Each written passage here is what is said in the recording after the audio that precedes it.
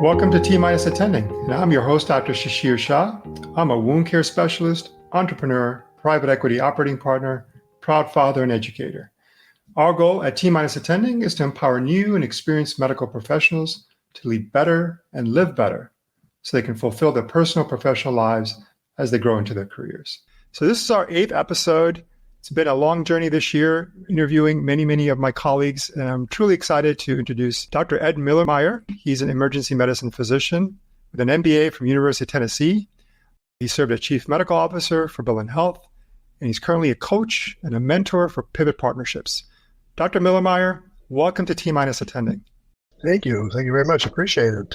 Just a note of maybe greater accuracy. I'm actually a general internist. I have worked in emergency rooms, but I'm actually a general internist and very much a primary care physician at heart. Well, great. I'm glad to hear that. In fact, I saw the internal medicine. I wasn't sure. So you're a little bit like me. I did family practice, but then I did internal medicine, and you wear different hats. And if you do primary care, you can probably do almost anything. Yep, that is actually very true. And I will say that a couple of years I spent as an emergency room partner really helped kind of frame the clinical journey that I went on. So it's been kind of fun. So absolutely kindred spirits here, I think.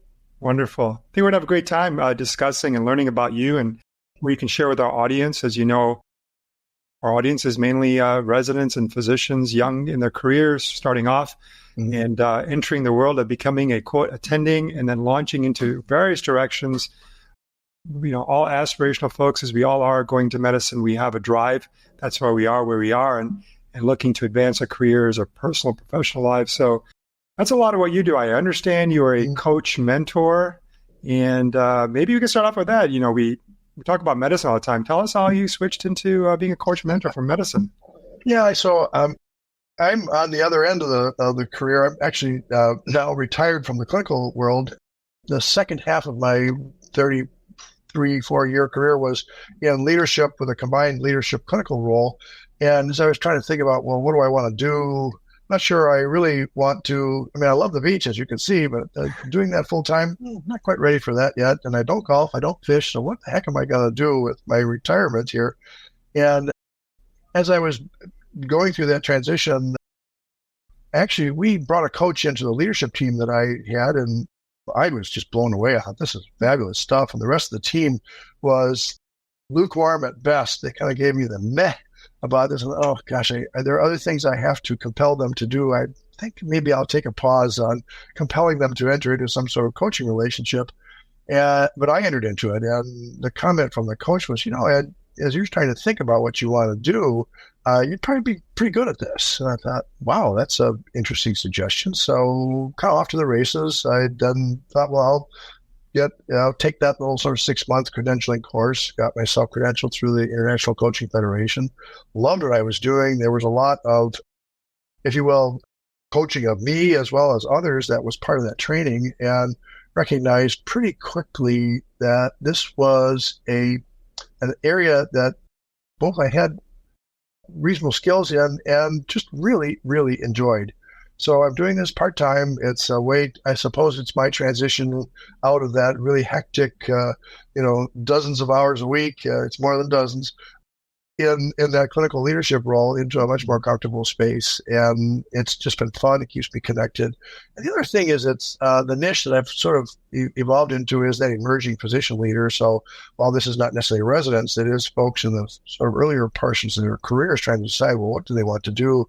How do they lead? How do they get out of that sort of subject matter expert into the more diverse and perhaps less precise component of their careers, which would be leadership and all those relationship pieces that go with it. So it's been a lot of fun, very enjoyable, and I like to think value added to their lives and careers.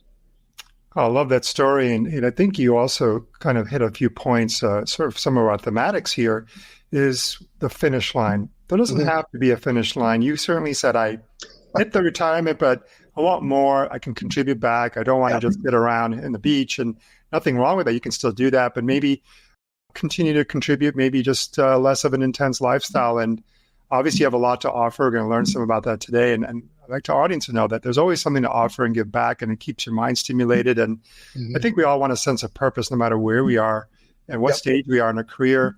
Medicine often defines us, but there's many, many angles to this and multi-dimensions to all of us. So I'm glad you mentioned that. I think it's pretty striking for all of us.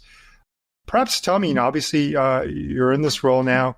Tell us a little bit about your clients, what their needs are. Are they all physicians, and what do they come to you for? Thanks for asking. So, it's funny, you use the word coach, the phrase coach, mentor, and I've come to terms with that. The coaching community really emphasizes this is coaching. It's not mentoring. It's not consulting. It's not, business development. It really is coaching, which emphasizes the client is whole and complete. The journey is one of moving forward, using thoughtful inquiry and powerful questioning. The reality of having gone through a lot in the medical community and the curiosity that many of the clients that I have, it lends itself to inquiry of, okay, Ed, what did you do?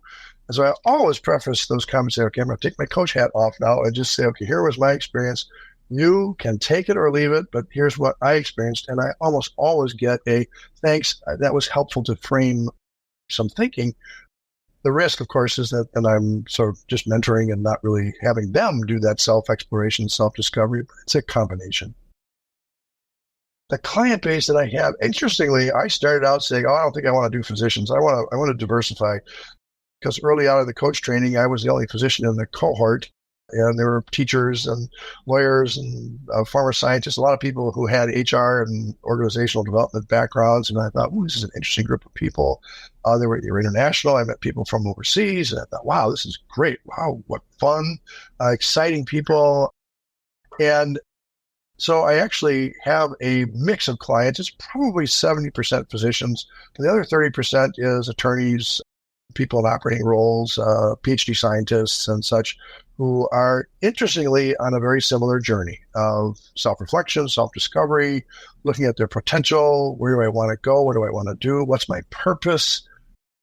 All those things, they're very common, especially in sort of high-intensity professionals where, again, that subject matter expertise is not the issue. The issue is all the other pieces that come along with that in terms of being effective leaders.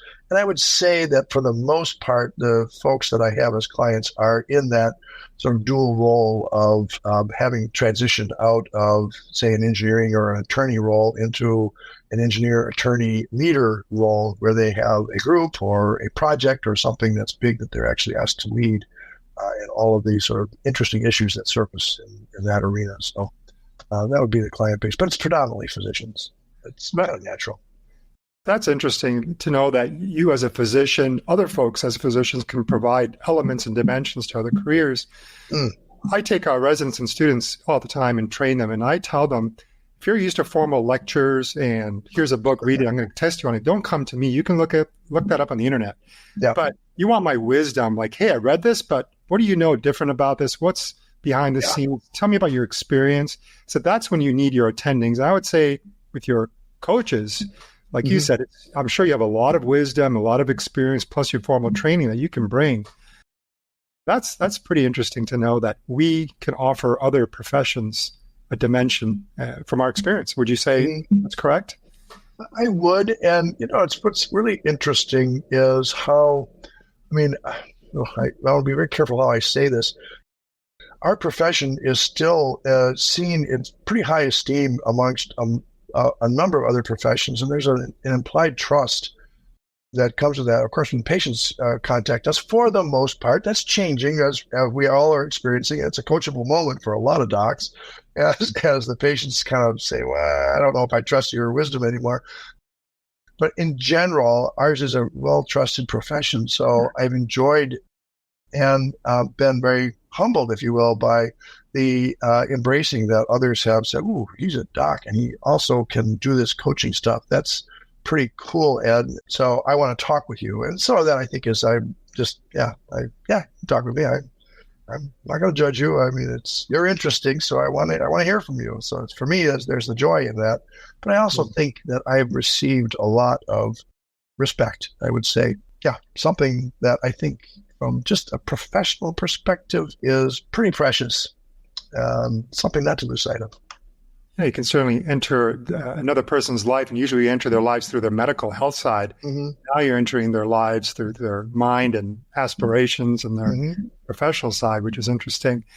I appreciate the phrase. I always tell the learners that I used to have in our clinics that we are invited guests in the lives of these patients. And when you have that perspective, it's so much more engaging. It is more powerful, even if it might feel like you're less authoritative. Mm-hmm. You have a greater presence when you see that you're an invited guest. So I've always felt that way, both in patient care, but I also feel that way as a coach. It's like, well, tell me about yourself. Yeah, it's wonderful. Yeah. We can all relate to that. Yeah. So, hey, one of the benefits of me being and doing what I'm doing, these podcasts, I get to learn and maybe get some free advice too. And hey, I think I have an element of imposter syndrome, as probably a lot of your clients and physicians and professionals do. Tell me a little bit about that. I'm sure a lot of our audience has some element of imposter syndrome. Mm-hmm. What comes to mind to me almost always in this is the Wizard of Oz. The Tin Woodman had a heart, he just didn't know it. The Scarecrow was wise, just didn't know it until he recited the Pythagorean theorem. And there's humor in this. And my sort of efforts in that is to point out that it's actually there. Even if you think it's not, it is actually there. And then we kind of explore what's driving all of those things, because usually there's some expectation or some other factor that comes to play, and it can be a wide variety of things. So there's not one pat answer. But my approach is to really look at the client from the standpoint of, you are actually whole and complete. You may not think that, but you really are. And you're resourceful. So when the imposter syndrome dynamics emerge, tend to go in that direction with clients. Okay, that's great to understand. I suppose maybe some folks are wondering, as in this case as well, that we talked about the imposter syndrome, is who needs a coach, mentor, and when should an up and coming physician obtain one? Is there a good time? Is every day and any time a good time? And what does that look like for someone? I'm very biased. I actually, now that I've gone through this, I actually think every physician would benefit from a coach. But I say that from a standpoint of, I also think every physician is a leader. Even if you're just leading a microsystem of you and a partner staff member, that could be a little micro team. And yet, at the end of the day, they look to us for, if it's not direct, orders, if that's the right word, certainly guidance, direction, care pathways, all those things, even if another team member activates all of that. So in some respects, you're all leaders, and how you become a good leader, well, sometimes some coaching can be really helpful in that arena. So I actually think every physician should. I recognize that there aren't enough resources available, and the time constraints are not insignificant, because it does take a commitment to do that. But I have a firm belief that coaching can help just about any doc be more successful. That sounds like diet, exercise, and sleep. You need it all the time, and if you expect change in results, you have to do something different, and often that requires someone to give you that sort of advice or guidance. Correct? It does, and if I could tie this back into your inquiry about imposter syndrome.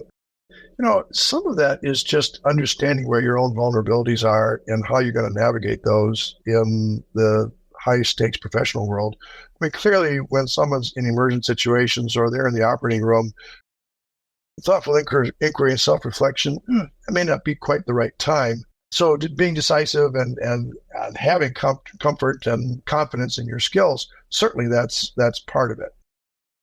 And creating that space for self-reflection afterwards in those debriefing conversations or in other circumstances can be very powerful to either avoid safety and quality issues, or more importantly, avoid that internal conflict that is constantly asking, am I okay?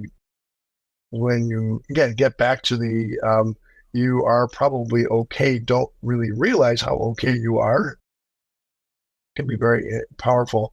That doesn't mean you don't ask questions and challenge yourself to constantly improve. That's a very different thing. That's not a self-deprecating kind of thing. It's actually a very self-affirming activity. So there's just to kind of tie those pieces in.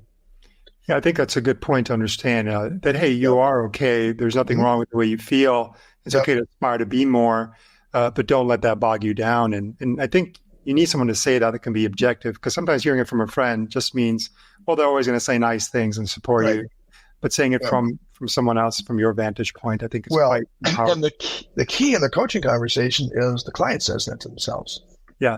Creating the space for them to navigate and figure out, well, how do I become self-affirming? And this is not toxic positivity. It's not sort of shallow self-affirming kinds of exercises. It's really quite deep. And yet when you go there, you really do start to address those things that might be the nagging doubts, that little Jiminy Cricket on your shoulder that's constantly telling you stuff. Sure. I named mine Stuart because I would constantly stew all the time about things. I said, oh, Stewie's come back here. I best have a conversation with Stewie and just let him go. That's a good name. I like that. Yeah. I like that now. Stewie. Yeah. Sorry for apologies to any person named Stuart. So that's it's wonderful. We have to admit that in medicine, we often have cases and patients we treat that we're like, oh, don't know the answer, don't know how to solve your problem, either a second opinion or, hey, you know what, we'll work through this, but I don't have an answer for you, I don't have a solution. Are there tough situations that you've encountered in mentoring, coaching, that you say, I can throw my hands up, but I'm there for you, and let's kind of walk through this? Can you give us an example maybe of that? Actually, on reflection, it happens almost all the time. And I've not gotten to the point yet where I would say, oh my gosh, my hands are thrown up, I can't help you. Or I kind of stay with where the client is. There are some that get very stuck on their own sort of worldview and will kind of chink away and ask about other points of view, do in the shoes exercises. In other words, put yourself in the shoes of that other person, all those kinds of things. So maybe it's naivete or a fairly, I don't want to say this, optimistic might be the somewhat simplistic word, but there's a viewpoint that really says there really isn't any person who wants to be coached, and that's the key, that we can't work through whatever issues of either being stuck or refractory to change or can't see themselves kind of thing. As long as they're in the space that says, yes, I want to be coached. And I've had a few candidates who start and then they just kind of fade away. I'll remind them and push a bit, but I'm not going to finger wag them and say, oh, you signed up for this. You must follow through. It's really, truly their choice. Yeah, I like to bring it back to, once again, I'm big into fitness. I like working out, and you can go through a trainer, but they're not going to make you come all the time. But maybe once you're there, they're going to push you. But you have to have a little bit of motivation to get out of bed and put on your shorts and go to the gym. And frankly, a lot of the workout is really when you go home. You're going to eat well and sleep well. Otherwise, the workout doesn't matter. So I think for you as well, I'm sure you're coaching, but they have to do homework on their own, which is reflection or notes or coming back to you the following session and saying, okay, I'm prepared for more feedback, discussion, et cetera, et cetera. What does the interval look like? If we're going to do this as a lifelong journey with a coach, how often is often enough? I know everybody's different. What does that look like in the long term working with a coach? Well, everyone is different. What I tend to offer is fairly frequent initial sessions. And what tends to happen is people get more comfortable with what they're doing. They bring different issues over time. So a typical cadence will be, and I do some personality assessments. I use a couple of different tools just as a springboard for conversation, self-awareness. Those tend to be fairly frequent, sometimes as frequent as weekly or every other week. And over time, it tends to space out as clients become much more, if you will, comfortable in navigating the issues that perhaps they were not so comfortable navigating.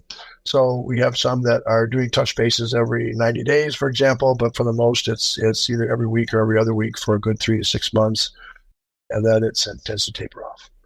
That's good to know. I'm sure a lot of folks watching this today may want to call you and use you or someone like you. And well, there's only 24 hours in a day. And so not everybody in the world can use it. And I was curious, how does someone find a mentor that's suitable for them? Is there a little bit of shopping around, websites, organizations that people can sort the right? Yep. There is a very large organization called coaching.com, and I think a lot of us have our profiles on there. You can find through them the International Coaching Federation, which tends to be the accrediting body for the United States. There's something called the European Mentoring and Coaching EMCC. I don't know what the C last C stands for, but they have a whole list of European cohorts as well. So there are trade organizations that do this. The International Coaching Federation has consistently asked that we maintain credentials. And one thing that this coach mentor of mine said, Ed, if you're going to be in healthcare, you're going to need credentials because you can't even get in the door if you don't have them. And I thought, well, she's right about that. So I did. I got myself trained. I've actually trained myself in team-based coaching as well, which is a whole other very interesting animal. And so you can find us on various things. I'm available at pivotpartnerships.com, but there certainly are a wide variety of choices. And the most important thing is that there's a good partnership between the coach and the client. Wonderful. No, thank you for sharing that. I'm sure it's a great resource for many of our folks in our audience. Sounds like you work with a lot of high performance individuals, or maybe to be high performing individuals after they're done with you. What are the common qualities, attributes you see in some of the leaders of tomorrow that you mentor? I would say drive.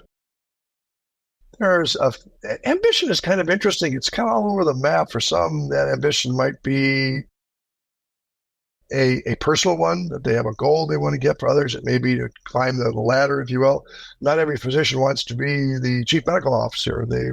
Some will look at the chief medical officer and say, I don't want to do that, but I really want to be effective in making my department better. So there's a different drive for each. Universally, these are the clients I have are pretty darn smart people. I'm not going to out-argue them on some sort of decision-making process. That's their choices. So it's a very capable group of individuals. I would say the other is motivated to be more effective, to be clear with what they want to do. Many are looking for little communication tips and tricks on how to be more effective in navigating occasionally difficult conversations. And more importantly, how do I see the business side of my work, given the fact that I've been asked to be the expert, if you will. Now I have to lead an enterprise or a group of people. So it's a wide gamut, but for the most part, I would say drive and motivation are probably the common. Certainly makes sense. And that's probably why they have the motivation to seek guidance and coaching to then push the envelope. It seems like it's probably why they're even watching this show right now. Usually we like to keep our conversations to 30 minutes. And I find that I could probably spend another few hours with you and then probably get my own personal agenda and advice. And this is fun. This is great. And I want to basically see what advice can you give to rising attendings? What takeaways can we get to our audience today, not just with coaching, but just general leadership that you think is a common theme you can share to walk away with today? Yeah, it's interesting. When I started the coaching training, I was still in the clinical role, and I realized how much I made my interactions about me, my agenda, my sort of clinical perspective, and how much more I gained in those relationships when I started to make the agenda really about them. So I think the one big take home is, as much as you are still mindful of who you are, what you see and think, and those are all important, being aware of if you will, the agenda, if that's the right word to use, or what's really top of mind for that other person with whom you're interacting. It's unbelievably powerful. And I can't tell you how often that's the aha moment when we'll have that conversation about assumptions people made about what someone heard. The nurses have been doing this for years with the teach back kind of thing. Or what did you actually hear? Which is a little bit of almost like a talking to a 2-year-old kind of thing. So there are much more sophisticated and nuanced ways to do that. But when you show that curiosity about what's going on with that other person, you have a relationship. And that's, to me, the coaching mode for virtually every clinician. Is if you really applied thoughtful inquiry, a coaching mindset to your interactions with patients, wow, it's quite powerful. Yeah, I think you mentioned a great thing. If you can do that with your patients, you're going to be a wonderful physician. If you do that in the coaching relationship, it brings up that inquiry, the trust, the bonding, and it becomes what it sounds like a friendship, just a dialogue about learning about. Often it's one way, but it can be two ways, it seems like. So Lots of fun. You've inspired me. I think rather than friendship, I'd call it a relationship. Relationship, yes. Yeah, and it's a bi-directional one, which is often not the case in that medical arena. So, sometimes it's not, but I think it's changing. No, for sure. No, this is great. And Yeah. I think many of the points you mentioned makes me interested in what you do. And maybe it's a future path I want to consider down the road. It's very inspirational. I think it's a great way of giving back, and it provides more meaning in the later portion. Always happy to explore what partnerships can work. For sure. Well, Dr. Millermaier, Ed, appreciate it. This has been a wonderful conversation. I hope it opens the eyes for our audience. Certainly did for me. I understood a little bit of the value of coaching, but a lot more, especially for those who are aspiring to be leaders and get more meaning out of our career in the future. So thank you so much for joining us today. Oh, you're quite welcome. Appreciate the opportunity to share my thoughts.